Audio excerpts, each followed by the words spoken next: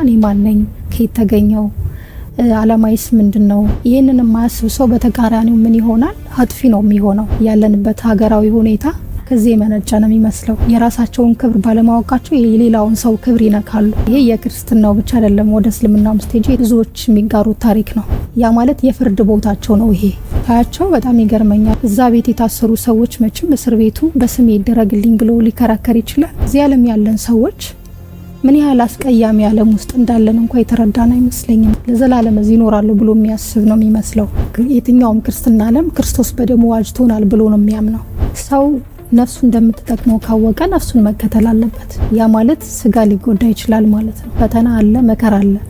ደስታ ብቻ እዚህ ዓለም አይኖርም። ስጋና ነፍስ የራሳቸው ዓለም አላቸው። ሀገርን ለማቆየት ለአንድ እውነት ሲሉ እየታገሉ ይሞታሉ። ሃይማኖትም በብሔርም በተለያየ መንገድ ያለው ነገር ደስ አይልም። የማናቀው የዘረኝነት ስሜት እየገፋ እየመጣ እኔ ስናገር አፍራለሁ ስለ ኢትዮጵያ። እውነቱን ለመናገር ኢትዮጵያ ዓለም ራሱ አውቆ አልጨረሳትም ብዬ ነው የማስበው። እኔ አንዳንድ ሰዎች በጣም ያልሆነ ነገር ሲናገሩ ሰማለሁ። እኛ እኮ ኢትዮጵያውያን በጣም ስደተኞች ነን።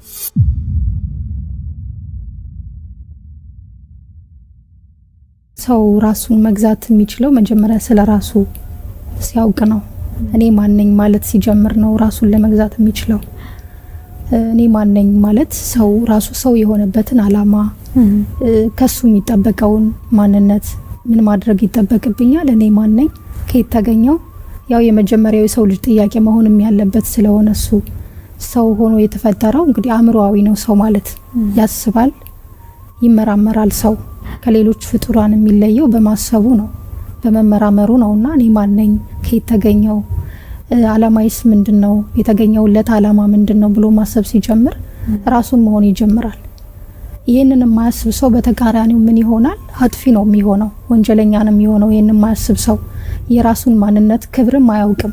ክብር እንዳለውም ላይረዳ ይችላል። ምክንያቱም ሰውነት ክብር ስለሆነ፣ ሰው መሆን በራሱ ክብር ስለሆነ ከዚህ አላማ ውጭ የሆነ ሰው፣ ራሱን ያልጠየቀ ሰው፣ ስለ ራሱ ያልተረዳ ሰው ሌላውንም ይጎዳል ማለት ነው። ያው እንደምታዩ አሁን ያለንበት ሀገራዊ ሁኔታ ከዚህ የመነጨ ነው የሚመስለው።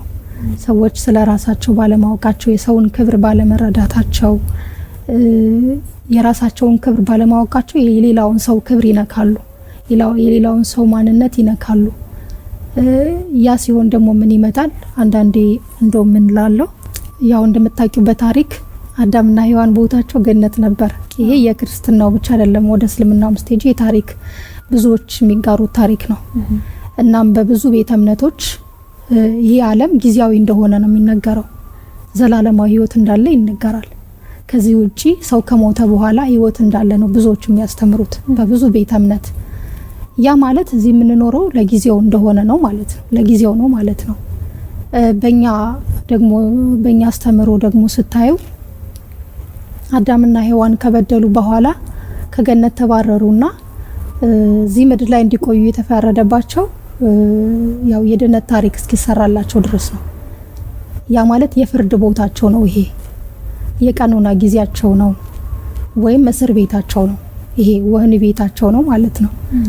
እና እኛ ራሱ ያለነው ያው ወህኒ ቤት ብለሽ መግለጽ ትችያለሽ፣ የፍርድ ቦታ ነው እንጂ ትክክለኛው ቦታችን ያ ሀዘን፣ ጭንቀት፣ መከራ የሌለበት የዘላለም ሕይወት ሌላ ዓለም እንዳለን እናምናለን። እና ለዚህ ዓለም ሰዎች ሳያቸው በጣም ይገርመኛል። አሁን ሰው እስር ቤት ገብተው ለምሳሌ አንድ ክፍል ብዙ ሰው ሊኖር ይችላል። 10 ሰው ቢኖር ከታሰረ የሆነ እስር ቤት እዛ ቤት የታሰሩ ሰዎች መቼም እስር ቤቱ በስሜ ይደረግልኝ ብሎ ሊከራከር ይችላል? አይችልም አይደል? የታሰረ ሰው መቼም የታሰርኩበት ቤት በስሜ ይሁንልኝ ብሎ አይደለም ፍርድ ቤት የሚሄደው። ቅጣት ይቅለልልኝ ልፈታ ነው የሚለው እንጂ የታሰርኩበት ሩም በስሜ ይደረግና እዚህ ለዘላለም ልኑር አይልም። የስቃይ ቦታ ስለሆነ፣ የመቀጫ ቦታ ስለሆነና እዚህ ዓለም ያለን ሰዎች ምን ያህል አስቀያሚ ዓለም ውስጥ እንዳለን እንኳን የተረዳን አይመስለኝምና በቦታ፣ በመሬት፣ በቋንቋ፣ በነገድ፣ በምናምን ሲጣላ ሰው ስታዩ ለዘላለም እዚህ ይኖራሉ ብሎ የሚያስብ ነው የሚመስለው።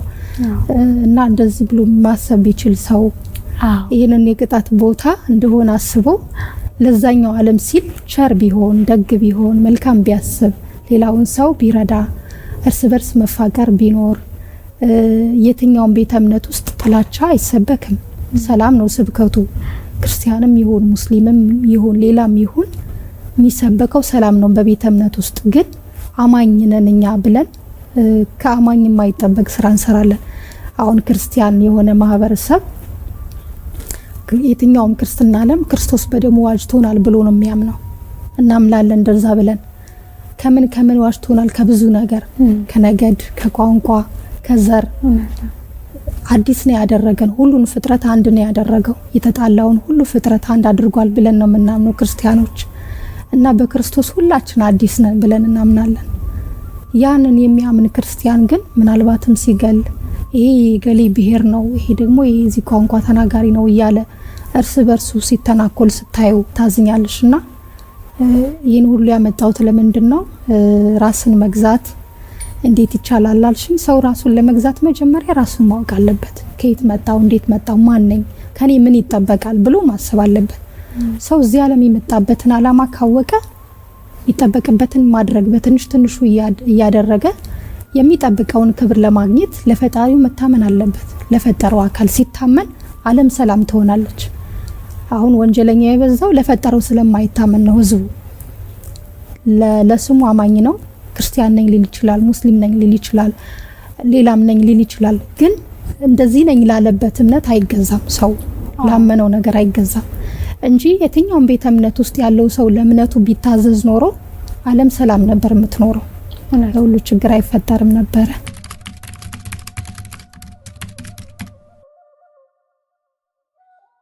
ስጋና ነፍስን ማስታረቅ ይቻላል። ግን ስናስታርቅ ሁሉንም እየኖርን ሳይሆን ለአንደኛው በማድላት ነው።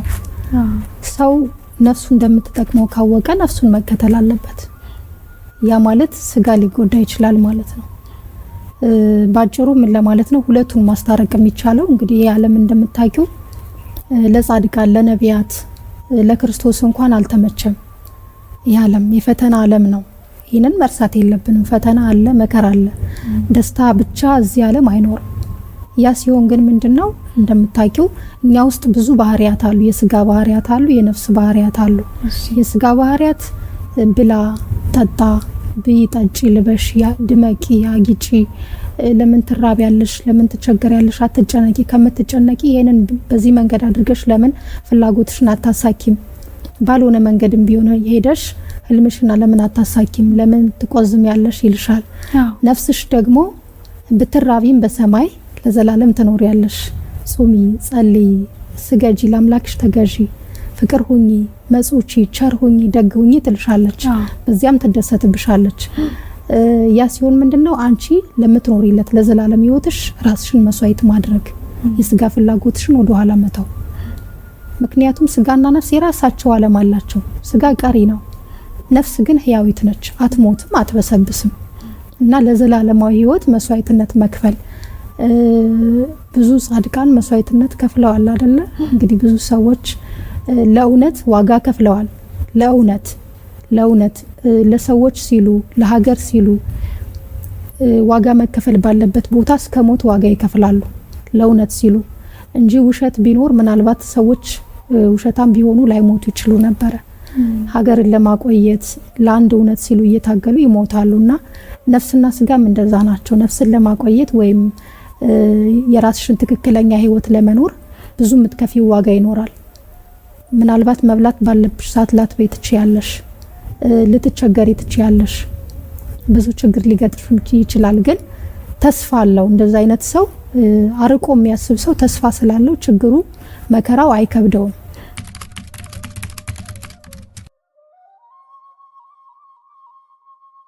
ሰላም እግዚአብሔር ነው፣ ፍቅር እግዚአብሔር ነው። ያው በእኔ እምነት ሁሉም ሰው በየእምነቱ የራሱ ሰላም ምን እንደሆነ ይገልጻል። ለኔ እግዚአብሔር ሰላም ነው፣ ፈጣሪ ነው ሰላም ማለት። ያ ማለት በፍጡራንና በፈጣሪ መካከል ያለው ግንኙነት ነው የሰላም ግንኙነት ወይም ሰላምን የሚፈጥረው። የፍጡራንና የፈጣሪ ግንኙነት በመካከል ሰላምን ይፈጥራል። ፍጡር ለፈጣሪ መገዛት ካቆመ ሰላም ይጠፋል ማለት ነው። ያው ለምሳሌ ኔትወርክ ከተቋረጠ ምንም አይነት ነገር መስራት አትችይም። ስልክ ደውለሽ ሌላ ሰው ማግኘት አትችይም። እና ባንቺና በእግዚአብሔር መካከል ያለው ግንኙነት ትክክል ሲሆን አንቺ ሰላማዊ ሰው ትሆኛለሽ። ሌላውም ሰው ሰላም ይሆናል። ሌላውም ሰው ስለዚህ ሁሉም ሰው ሰላም ሲሆን ያኔ የሀገር ሰላም የዓለም ሰላም ይሰፍናል ማለት ነው።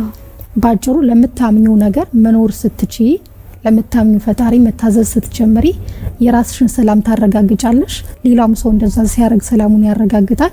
ሲደመር የሀገር ሰላም ይመጣል ማለት ነው። ያው እንግዲህ እንደምታውቂው ሀገር ውስጥ ብዙ አይነት ሰው አለ።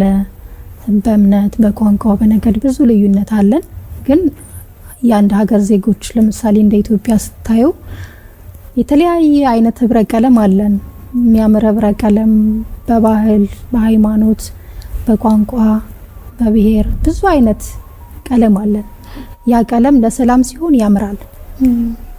ለጸብ ምክንያት ሲሆን ግን ጸቡ በጣም የከፋ ጉዳት ያመጣል ማለት ነውና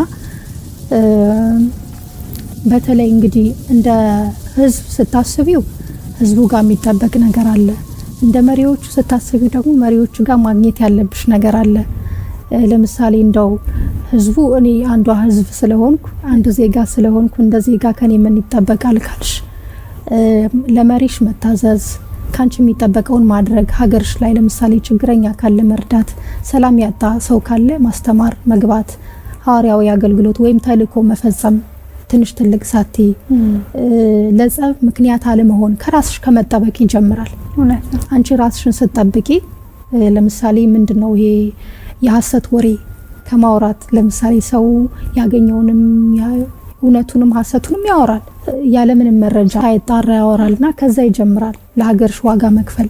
ያለምንም ምክንያት ወሬ ካለ ማውራት፣ እውነተኛ ነገር በማውራት ለሰው እውነተኛ ነገር በማድረስ የተቸገረ ሰው ካለ ደግሞ በአግባቡ በመርዳት እርስ በርስ ለማጣላት የሚደረጉ ነገሮችን በመግታት ከራስ ይጀምራል። ህዝቡ ይሄን ማድረግ ቢጀምር እንደ መሪ ደግሞ ስታዩ መሪዎች የመሪነት ሚናቸውን የሚወጡበት የራሳቸው መንገድ አላቸው።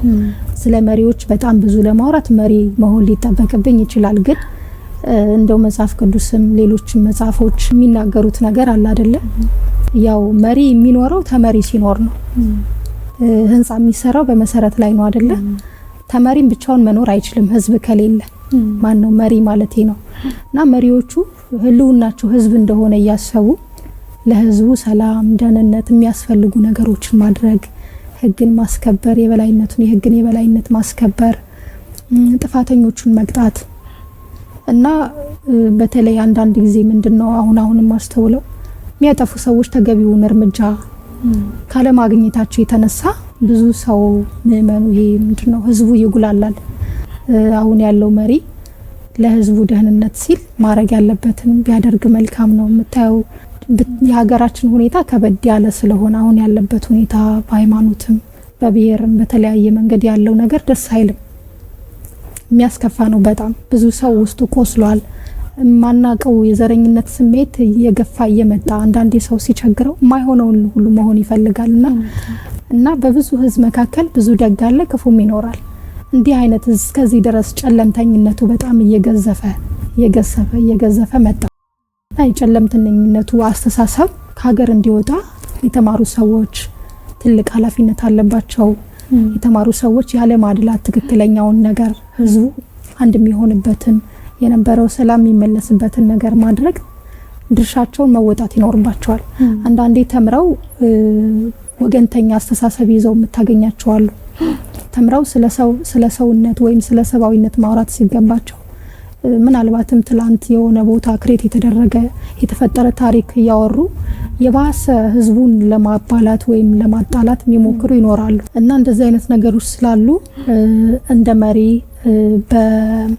በአስተዳደር ስራ ላይ ያሉ ሰዎች ኃላፊነታቸውን ቢወጡ፣ በቤተ እምነት ውስጥ ያሉ መሪዎች ደግሞ የሃይማኖት አባቶች ልክ እንደዚሁ ከራሳቸው መጀመር አለባቸው። የሃይማኖት አባት ማስተማር ብቻ አይደለም የሚጠበቅበት። አንድ የሃይማኖት አባት ሃይማኖቱ የሚፈልገውን ነገር ራሱ ምስክር መሆን አለበት። የሃይማኖት አባት ነኝ ብሎ ጀስት ስሙ ገሌ የሚባል ፓስተር ገሌ፣ አባ ገሌ ወይም ደግሞ ኡስታዝ ሼህ ገሌ የሚባል ስም ብቻ ያለው ሳይሆን በትክክል የሚኖር በእምነት ውስጥ የተመሰገነ ሰው መሆን አለበት። ሰውን ለመምራት ማለት ነውና እኔ ማሆይ ተብዬ ከማሆይ የማይጠበቅ ስራ ከሰራው ማን ያምነኛል? ሰው የኔን ቃል እንዴት ይሰማል? እና ሁሉም ሰው በያለበት ታማኝ ሲሆን ለሚኖርበት ለእምነቱ፣ ለስራው ተገዥ ሲሆን ሰላም ቅርብ ነው። እኛንን አዙረን ጠምጥመን ሩቅ ቦታ የምንሰቅለው ሰላማችንን እንጂ ቅርብ ነው ሰላም። ሰላም ሲሆን ሁሉ ነገር ቀላል ነው።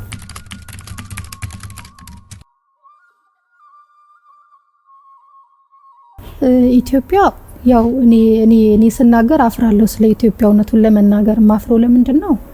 ኢትዮጵያ በጣም ከሚባለው በላይ ሉዓላዊት ሀገር ነች። ከሚባለው በላይ እኛ ራሱ አናቃትም ብዬ አስባለሁ። ኢትዮጵያ ዓለም ራሱ አውቆ አልጨረሳትም ብዬ ነው ማስበው እኔ። ዓለም ከኛ በላይ ያወሩላታል፣ ሌሎች ምዕራባውያን ያወሩላታል። የሰለጠኑ ሀገራት ስለ ኢትዮጵያ ብዙ ጽፈዋል፣ ብዙ አውርተዋል፣ ብዙ ነገር ሰርተዋል።